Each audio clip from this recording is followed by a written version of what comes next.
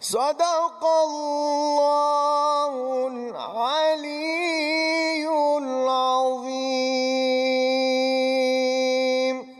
اللهم صل على محمد وآل محمد وعجل فرجهم. إلى أرواح المؤمنين والمؤمنات رحم الله من يقرأ الفاتحة مع الصلوات.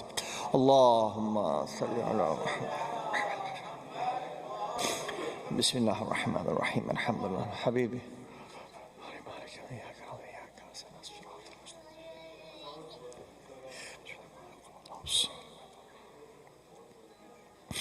May Allah accept our a'mal, our fast, and inshallah may Allah bring us closer to Himself during every month, every day of this holy month, every day of fasting. Inshallah, alhamdulillah, we're blessed as always as every Ramadan with the presence of our ulama.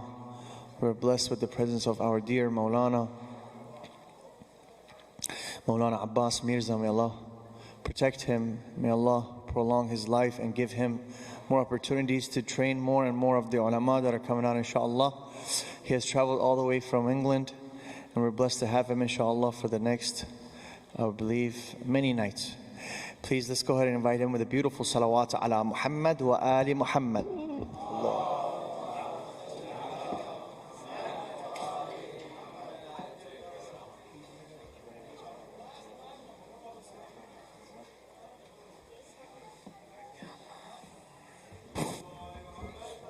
صلى على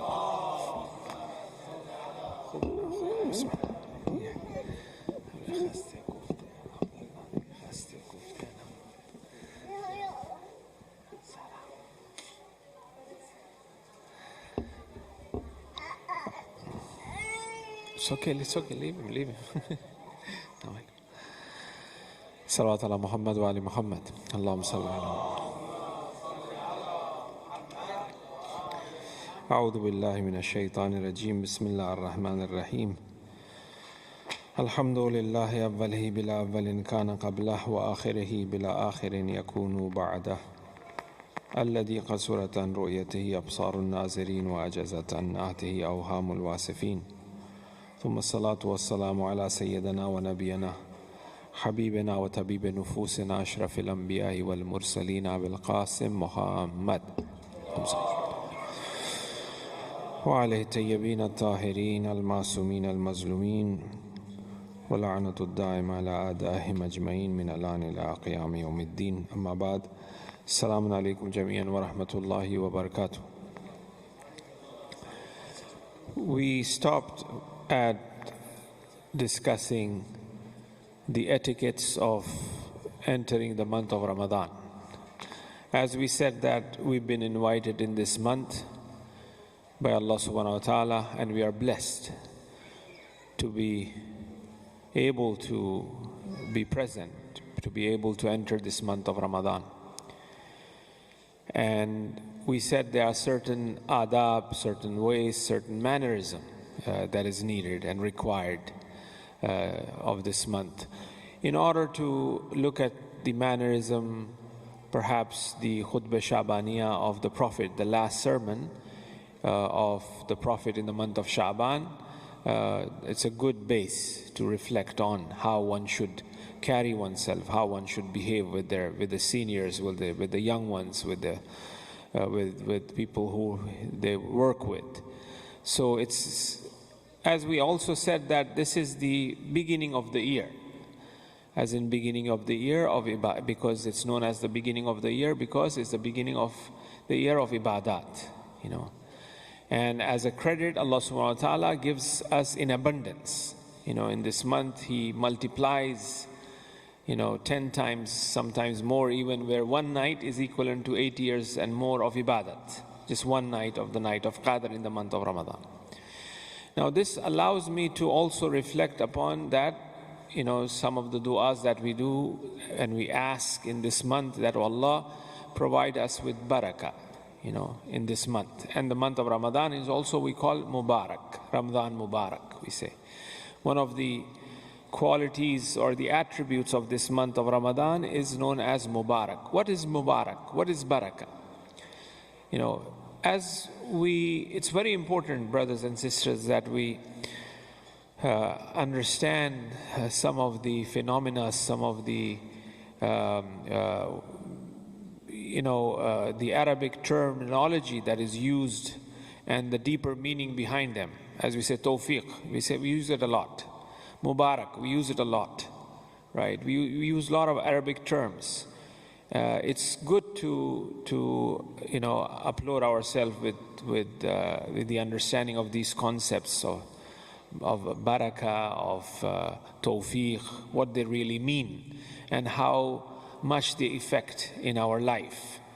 Mubarak, barakah, as we always ask for, and as they say that, we should not only be asking Allah subhanahu wa ta'ala in the month of Ramadan for the dunya, we should also be asking for the akhirah, and even in the dunya, some of those things which are very powerful, that really affect our journey, our completion, our perfection. We should ask for barakah, we should ask for night prayers, we should ask for tawfiq.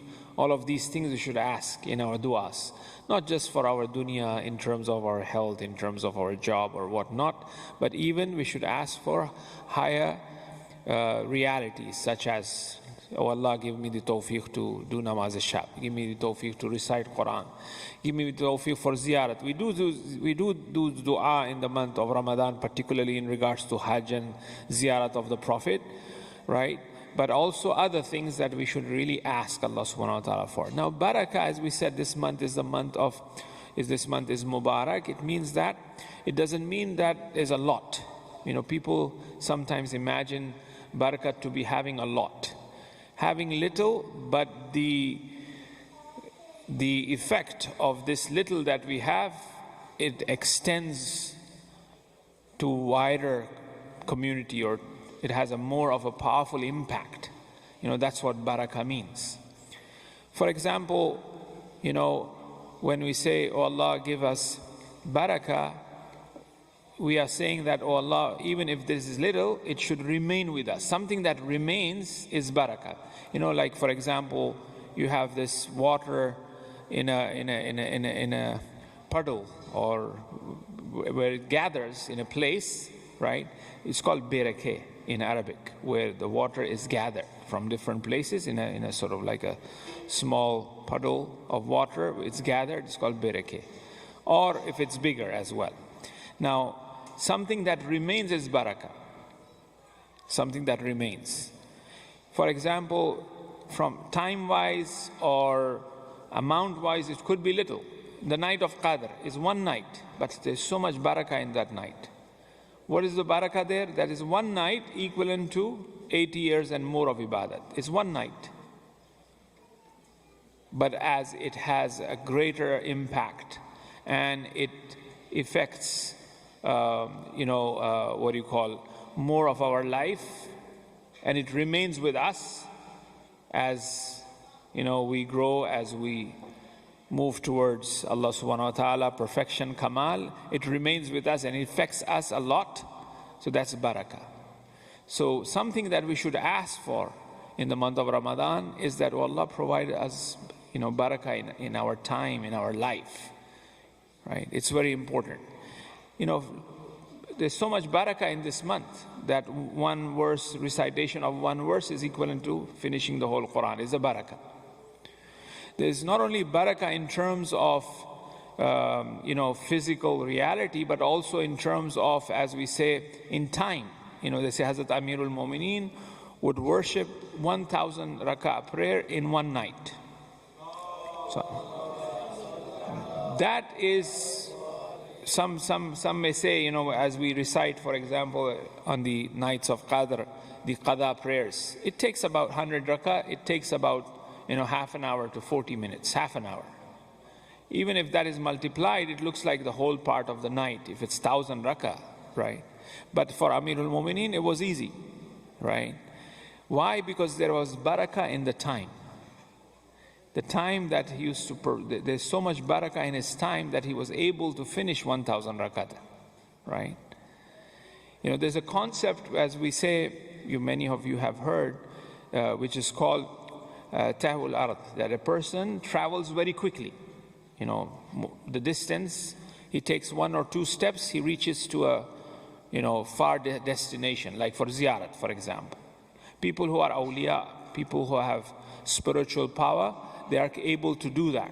They could just travel at night. They take 1 step. Like for example, they say when the Imam will reappear, the month of Ramadan is also a month in which we are reminded of the 12th Imam and his reappearance. And as we do dua in dua iftata as well, Allahumma inna narghabu ilayka fi dawlatin karima, right? So we should remind ourselves of the Imam every day, especially in the month of Ramadan. And we do, but we should do it consciously. Recitation of the dua, it's like a norm. We recite every day dua iftata. Sometimes we forget. But consciously we should remember Imam. And they say that those who will join the Imam, they will take 1 step outside their house, and the 2nd step would be in front of the Imam when he will reappear near the Kaaba. How that happens? Because they travel, which is known as, maybe astral body traveling, if you want to call, or in Arabic or in Farsi, they say tahul arz. They do, the earth it moves very fast. And they reach to the destination of the Imam in the next step, in 1 step. Now, Sayyid Ali Qazi, which I mentioned him yesterday as well, we're going to, speak about him a bit later on as well, who he was and what he was. And I mean, look at him. So much barakah in his life, right? That he still remains. He has trained few students, and these few students have provided so much to the Shia world. There's 1 person, but this 1 person, barakah, his life was so blessed that it trained so few students, and these few students have basically provided so much to the Shia world, right? Or for example, Sheikh Saduq, right? He wrote like 300 books. He lived like 70 years. He was born, as they say, that by the dua of the 12th Imam. Why? Because the 12th Imam, the father of Sheikh Saduq had no children, and he requested the representative of the Imam in the time of minor occultation that I want a child. Then the Imam sent a message that you will have a child who will be a barakah, who will be blessed. And barakah means that his life, and look, his contribution from his 70 years of life. A lot of people live, 70, 80, 90 years. But in terms of that, having that barakah in life, look how Sheikh Saduq have that barakah in his life. That he, apart from that 300, publications, there's one which is known as Man La Yahzurul Faqih, which is one of the book which we have as the Kutub Araba, which is known as the 4 Shia books. There are 4 Shia books. There are 6 Sunni books. The 4 Shia books are Man La Yahzurul Faqih, which is from Sheikh Saduq. And every mujtahid who, does ijtihad must basically have to have the basis from this very book itself.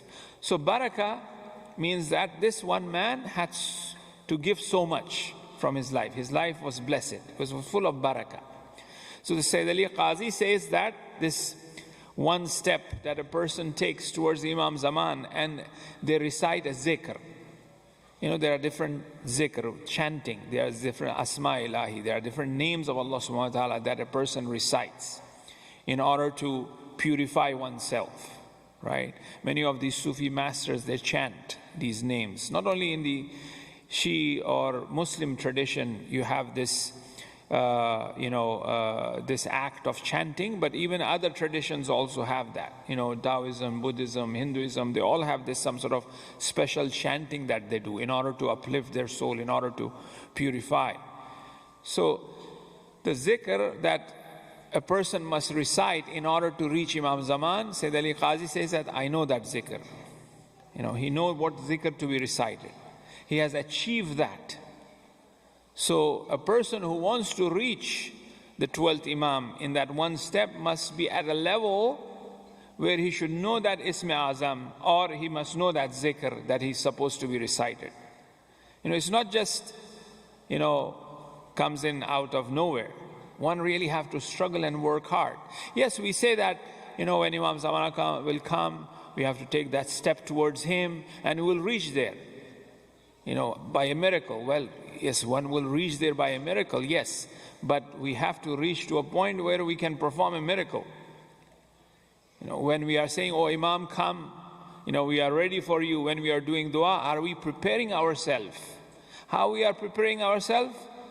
In order to achieve that zikr, so that we should know, we should purify ourselves to a certain extent that we are able to know that zikr, so that we would recite that zikr when Imam comes. So we have to purify ourselves to a point. I asked one of my teacher that, there are 313 ashab for the 12th Imam. There's so many. Alhamdulillah, right now we have, maybe there are more than, 300 in ours right now at this present time here. But 313 is just so little, and we have so many Shias, and we say to the Imam to come. So he said 313, everyone should be like Imam Khomeini. Every one of these 313 should be of that caliber, should be of that level, should be of that ma'rifat. They say Agha Sayyid Ali Qazi will not accept a student. He was a great teacher in spirituality, right? He will not accept a student unless or until that student is a mujtahid. You have to be a mujtahid to become the student, And Agha Bahjat, he says that I become baligh on the hand of Sayyid Ali Qazi. So Agha Bahjat was mujtahid before he was baligh. So this zikr of reaching Imam Zaman, taking that one step, right? That means that when we are saying we are preparing ourselves for the zuhur of Imam Zaman and you want to support Imam Zaman, that means that we should be working on, self-purification.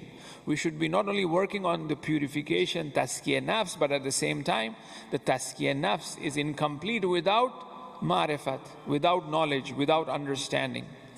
So this ma'rifat and knowledge and understanding that's what we are trying to discuss here. What is tawfiq? What is barakah? So if we have a deeper understanding of that, then we should seek that, we should ask that, we should try to bring that into our life. We should bring tawfiq into our life. We ask for tawfiq from Allah subhanahu wa ta'ala, opportunity, as tawfiq means, which comes only from Allah subhanahu wa ta'ala. We have to do those things which will provide us with tawfiq. Serving parents will bring about tawfiq of Allah subhanahu wa ta'ala. Tawfiq is something that is metaphysical. Tawfiq is something that is spiritual. Tawfiq is not like we go and, okay, let me grab a book. That is tawfiq. Let me grab the Quran. Yes, Quran is there. I could grab the Quran. And we all have the Quran in our house. But it requires tawfiq to read the Quran. We have the Quran, but we don't have tawfiq to recite. So where can we find tawfiq from? How can we increase our tawfiq?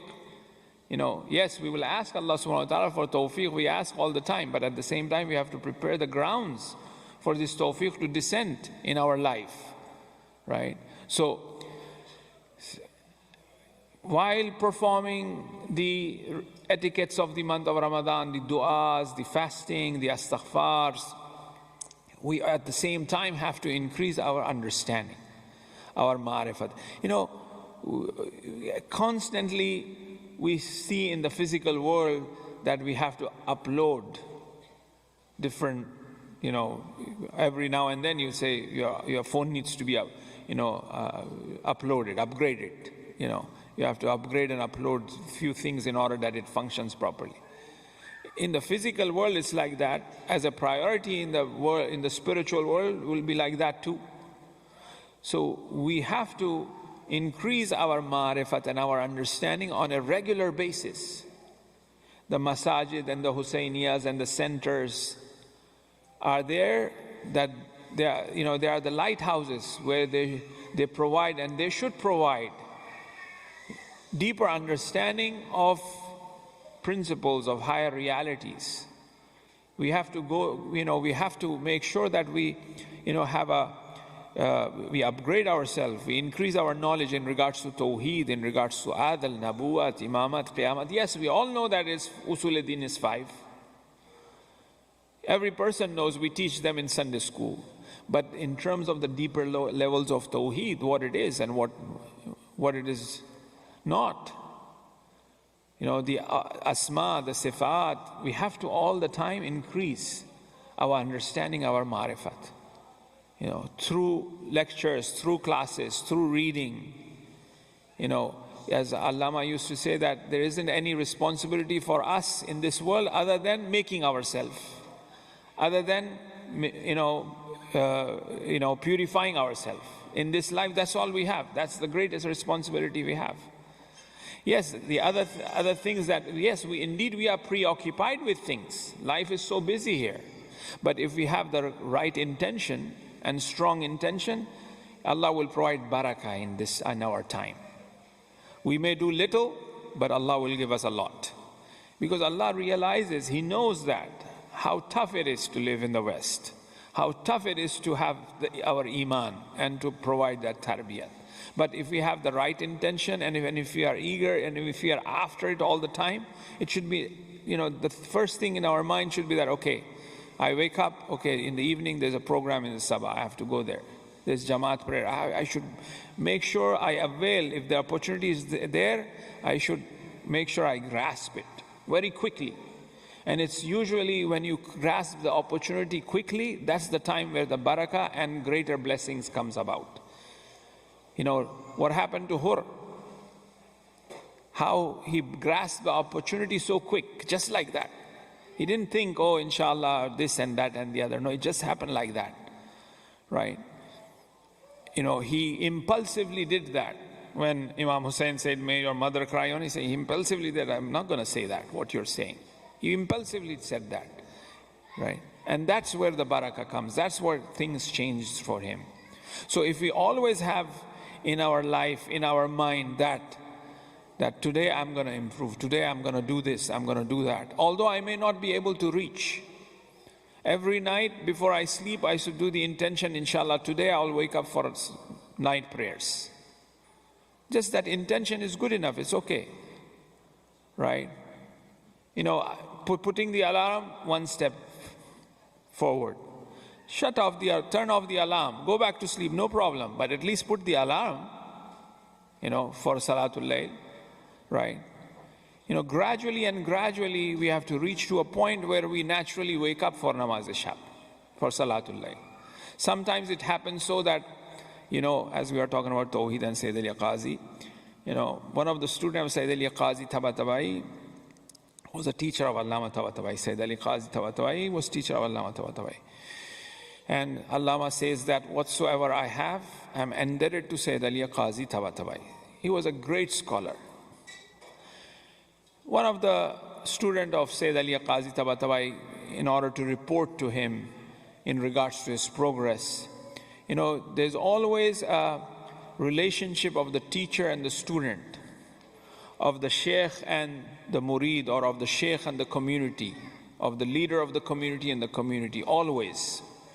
And this is the pattern that is, it's fine. Zahra. Assalamu alaikum. Salawat ala Muhammad wa ali Muhammad. Sometimes the fathers make more noise than the children, Especially a father like my son, big guy running around. So there's always a pattern. And this is the success of us, is that we always had imams, and our relationship with the imams were very strong, and we've been successful. Same applies, we always had marjas, our ulama and scholars, and whenever we had a good and strong relationship with our maraji and with our scholars, we are successful, right? I'm a student myself, I'm speaking to myself, I'm not ilm kul. I also have a teacher. I also have scholars to follow, the same way as we all follow, right? So this relationship is very important, and we have to maintain it. For a community to be successful, it needs that leadership. And alhamdulillah, we have seen it here. Moulana is not here, It's, they say in front you should not praise, but look at the success that the Saba had. It's because of that leadership, because of that relationship of you all. If you did not have that relationship with him, it will not be successful. There were imams who were ma'soom, but the people were not following.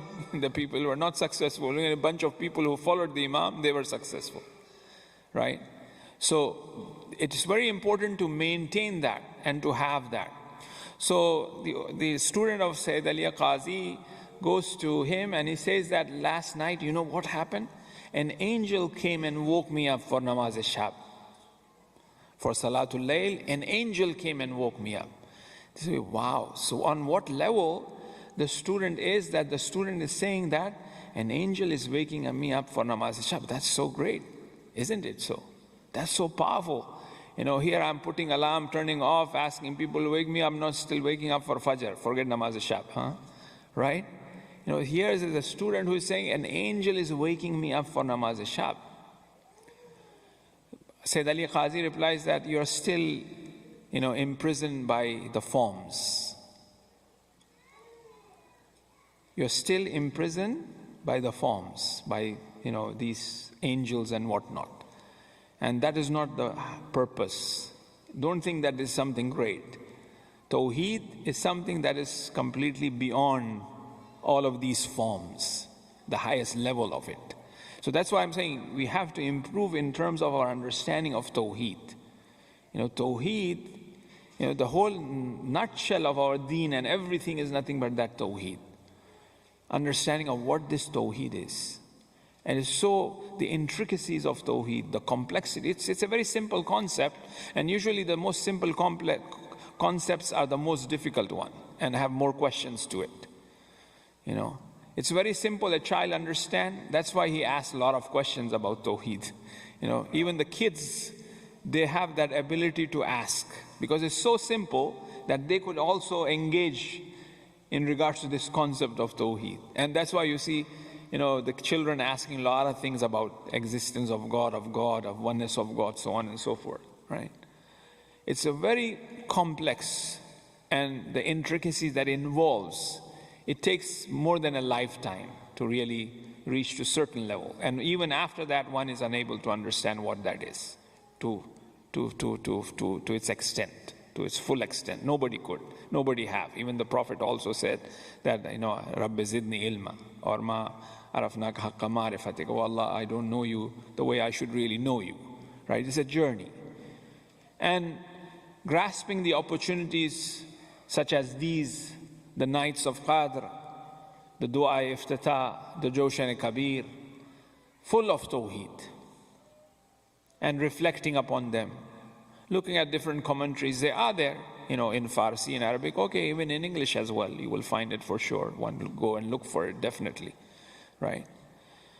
So the point is that, having that barakah, meaning that in little time, we try to, bring out the full potential that Allah have placed in us, which is knowing Him, recognizing Him, having that understanding. So month of Ramadan is a month of barakah. It's full of blessing, it's full of barakat. And one should make full utilization of these nights of the prayers. Now, if you help me with the salawat ala Muhammad wa ala Muhammad, so we have mentioned that we'll be looking at the cosmology, the creation, the Islamic understanding of this, how the creation was created, what does it really mean by 7 heavens and the 7 earth and 6 days, and who is insan, before what is alam-e-zar, a few things here and there. We'll try to kind of reach to a certain point, because it's also important, like I said, to have a deeper understanding of these concepts, of these things that we read and we hear. And it's good to brush up these things that we have heard from as we were young. Now, when we look at it in terms of the creation itself, if you look at even the scientists, even those who are materialists, they search, they are still searching, they are still looking. How long is the earth? When was that Big Bang theory happen? How it happened? What was there before that? Even the scientists, they are after it. They are trying to find the answers, right? How old is the universe? Is the universe moving in a direction? As they say that it's going in a direction, it's expanding. In which direction? If it's expanding, in which direction it's expanding, right? Is there a direction to it, right?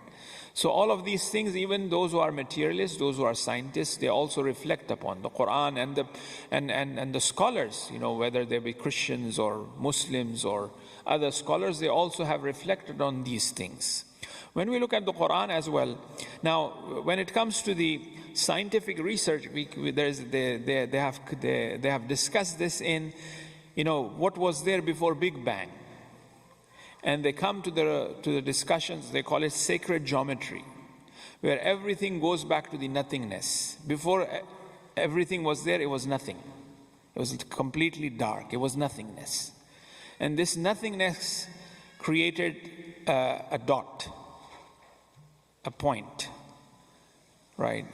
And this point was the consciousness of everything. So this point, which is, you cannot divide them, you cannot, basically measure them. It's just a dot, it's a point. Because a point, the reality of a point or a dot is that, it cannot be measured as such. And it had everything in it, And they call it spirit, for example. The spirit or the logos, and the spirit has everything in it. Or as we may say, for example, from a Quranic terminology, we may call it kun. This is that kun, that point. Kun fayakun.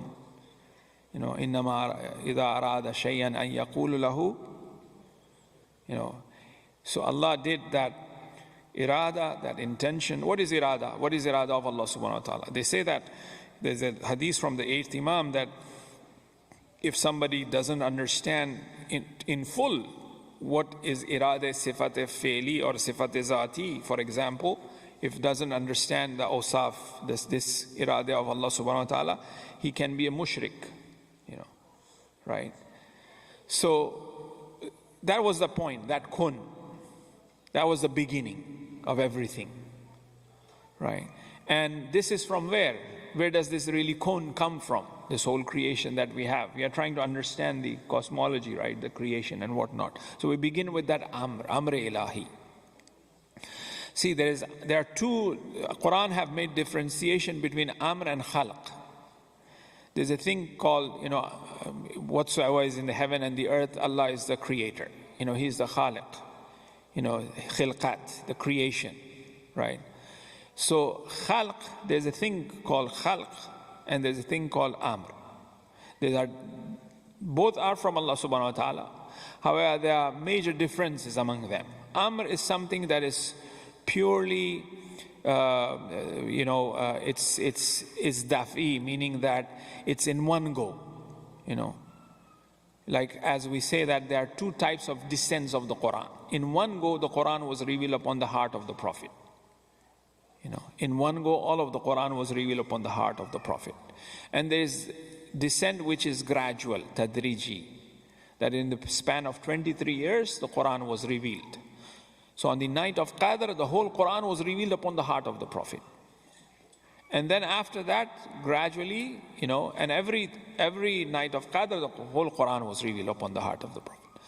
And gradually in 23 years. The same with Amr, the quality or the substance or, the reality of Amr is something that is in one go. It's just kun, an yaqul lahu kun.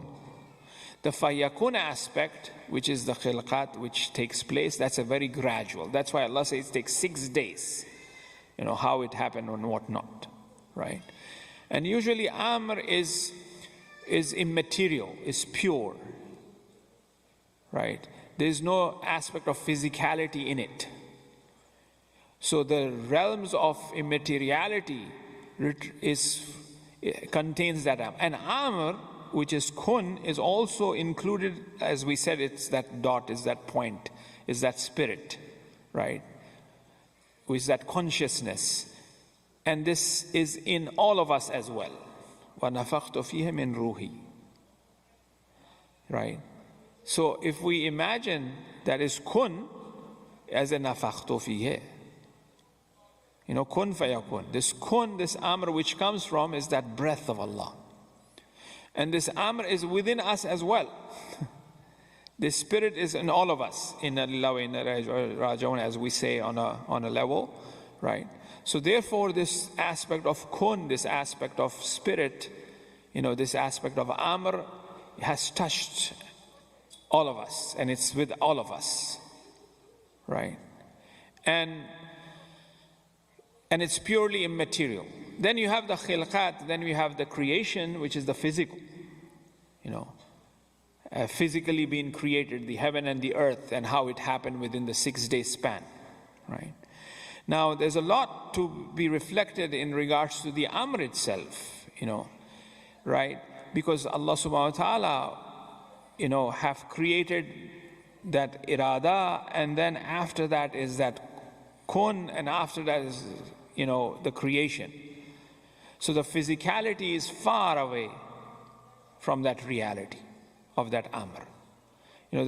So we have to look at the hierarchy of things as well. However, at the same time, they're all connected to each other. That's why you have the aspect of aynama tuwallu fasamma wajhullah. Wherever you turn, there's a face of Allah subhanahu wa ta'ala, wa huwa ma'akum aynama kuntum. Right?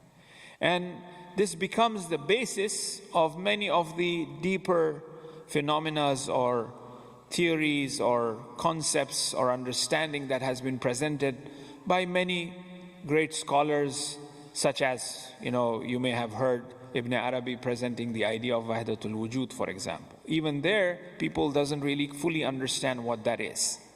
There's difference of opinion in regards to that. There's a lot of difference of opinion that exists amongst the understanding of Tawheed, right? So what we have to do is that we have to upgrade ourselves a bit, not just to stay in the same comfort zone. We have to come out of it. We have to increase our understanding, do some reading, buy some books, reflect upon these things, right? And alhamdulillah, there are things, like I said, I will always try to, give certain names of the books, certain references which I have given earlier as well.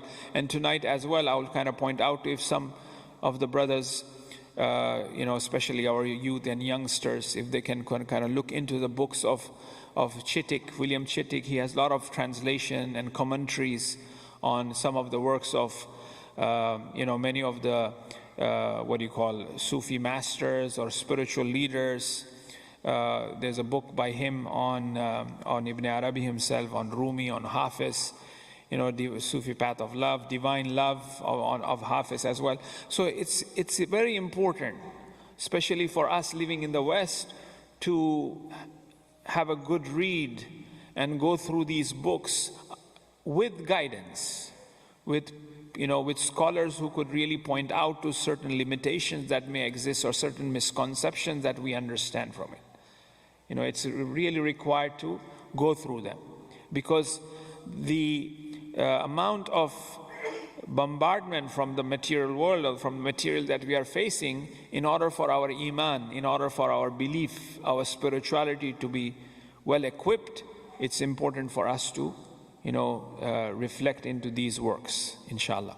Inshallah, we'll continue. I know you all are tired, and we'll be continuing on these discussions of cosmology, the creation, and what does it really mean by 6 days, which we'll look at it, and then we'll look at the creation of an insan, of human being, how it was created, how insan was created in the image of God.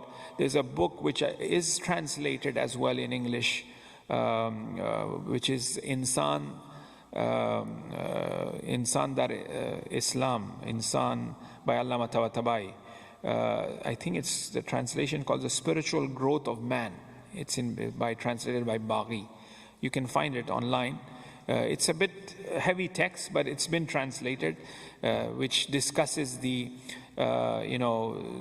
creation of man before he was created, while he is in this world, and after, when he goes in Barzakh. It's an Arabic text translated in Farsi, then now it's been translated in English as well, inshallah. Thank you very much, everyone, and may Allah subhanahu wa ta'ala accept our ibadat, our du'as, our fast. May Allah subhanahu wa ta'ala have mercy upon our marhumin, increase their daraja, mahshur them with Ahl Bayt alayhimus salam. May Allah subhanahu wa ta'ala haze the reappearance of our 12th Imam. May Allah subhanahu wa ta'ala include all of us as the helpers, companions of the 12th Imam. May Allah subhanahu wa ta'ala forgive our sins. May Allah subhanahu wa ta'ala give us tawfiq to create the groundwork for the reappearance of the 12th Imam. May Allah subhanahu wa ta'ala give success to all of our young ones, protect our young ones and all of us, and give us tawfiq to walk on the footsteps of Ahl Bayt alayhimus salam. Rahimallahu man qara'a al-Fatiha li arwahil mu'minina wal mu'minat, especially for the marhumin of the volunteers, for the marhumin of those who have sponsored the niyaz tonight, and for the marhumin who do not have anyone to recite Fatiha. Al-Fatiha ma salawat ala Muhammad wa ali Muhammad. Allahumma salli. Bismillah.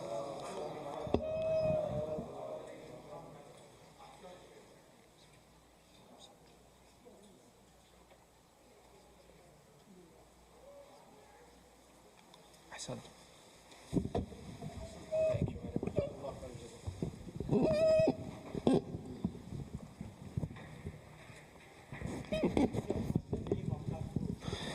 اللهم صل على محمد وآل محمد. الصلاة والسلام عليك يا رسول الله، الصلاة والسلام عليك يا نبي الله، الصلاة والسلام على المصطفى الأمجد، الصلاة والسلام على حبيب إله العالمين أبي القاسم محمد ورحمة الله وبركاته، الصلاة والسلام على علي أمير المؤمنين ووصي رسول رب العالمين، الصلاة والسلام على البضعة الطاهرة فاطمة الزهراء سيدة نساء العالمين، الصلاة والسلام على الحسن المجتبى الولي الناصح الأمين.